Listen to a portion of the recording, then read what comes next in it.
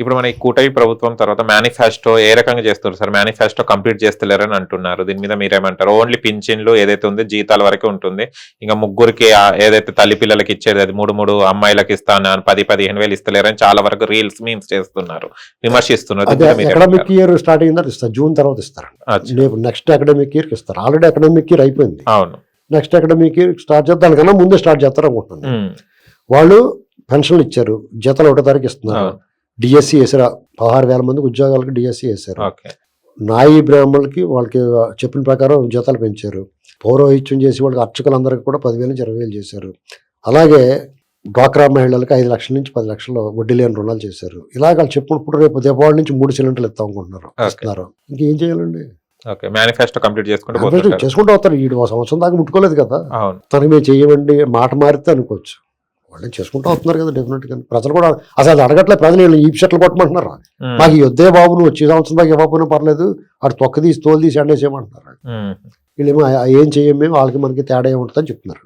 Okay sir, అన్న canteen మీద కూడా అంటే పిండ భోజనం పెడుతున్నారు, అన్నం క్యాంటీన్లో భోజనం అంత కరెక్ట్ లేదని అంటున్నారు. దీని మీద మీరు ఏమంటారు? పాపం అండి, వీళ్ళు పాపాత్ములు. వీళ్ళు అసలు వీళ్ళకి మాట్లాడే అర్హత ఉందంటే వీళ్ళకి. ఇప్పుడు పేదవాడికి భోజనం పెడుతున్నారు అంటే చాలా మంది ఏం చెప్తున్నారంటే 5 రూపాయలకు భోజనం పెడతాం, ఇప్పుడు ఏమవుతుంది 5 రూపాయలకి అంటున్నారు. 5 రూపాయలకు ఖరీదు కాదు దాని ఉద్దేశం. కొంతమందికి నిరాశ్రయులు, హోమ్లెస్ పీపుల్ ఉంటారు, లేదా సమీప పట్టణాలకు లేకపోతే మండల కేంద్రాలకు ఏదో పని మీద హాస్పిటల్కో లేకపోతే వ్యాపారమో లేకపోతే వృత్తి ఏదైనా చిన్న పెద్ద పని చేసుకోవడానికి వస్తారు. వచ్చిన వాళ్ళకి 100 రూపాయలు లేకుండా భోజనం లేదు.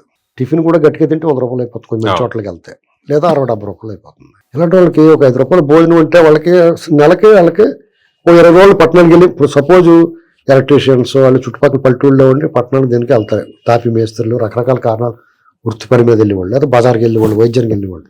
నెలకాలు 2-3 వేలు కలిసి వచ్చినట్టే కదా.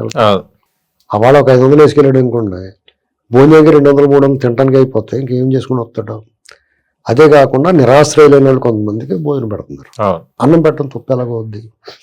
అలాంటి అన్నా క్యాంటీన్లు కడుపు మీద తినేసి తీసేసి సిగ్గు లేకుండా వాళ్ళు మాట్లాడచ్చు. వాళ్ళు మాట్లాడకూడదు అన్నా క్యాంటీన్ గురించి. అన్నా క్యాంటీన్ అని పేరు ఎత్తకూడదు వాళ్ళు.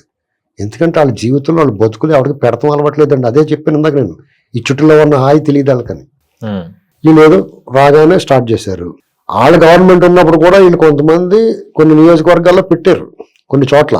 నేనే స్వయంగా ఒక స్వచ్ఛందంగా ఎన్ఆర్ఐ టీం చేత నేను పెట్టించాను అన్న క్యాంటీన్లు పాతపట్నంలోను యలమంచిలోను. 1.5 సంవత్సరం పాటు నడిచినాయి. వీళ్ళు ప్రభుత్వం పెట్టేదాకా నడిపిస్తున్నారు. ఇప్పుడు వరకు వీళ్ళు పెట్టిన తర్వాత వాళ్ళు ఆపేస్తారు. ఇలాంటి పరిస్థితుల్లో వీళ్ళు ఏంటండి, అప్పుడు పాలకొల్లో రామానాయుడు గారు 5 సంవత్సరాలు పెట్టాడు. దాన్ని ముగించేయడానికి విశ్వప్రయత్నం చేశారండి. అవునా కదా, చూసాం కదా.